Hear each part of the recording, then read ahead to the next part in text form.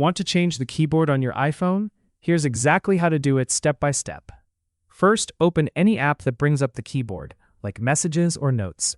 Now look at the bottom left corner of your keyboard. You'll see either an emoji icon or a globe icon. If you tap the emoji icon, it will open the emoji keyboard so you can quickly add emojis to your messages. If you tap the globe icon, you can switch between all the keyboards you have installed on your iPhone.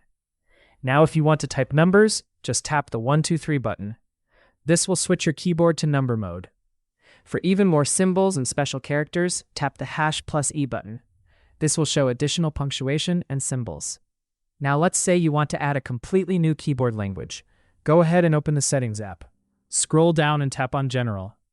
Then scroll again and tap on Keyboard. At the top, tap on Keyboards. Now select Add New Keyboard. From here, choose any language you want, for example, German. Tap on it and it will be added to your keyboard list. Now go back and open the keyboard in any app again. Tap the globe icon to switch between your different keyboard languages. And anytime you want to use emojis, just tap the emoji button. And that's it. That's how you can easily change and customize your keyboard on iPhone. If this helped you, don't forget to like and subscribe for more quick tech tips.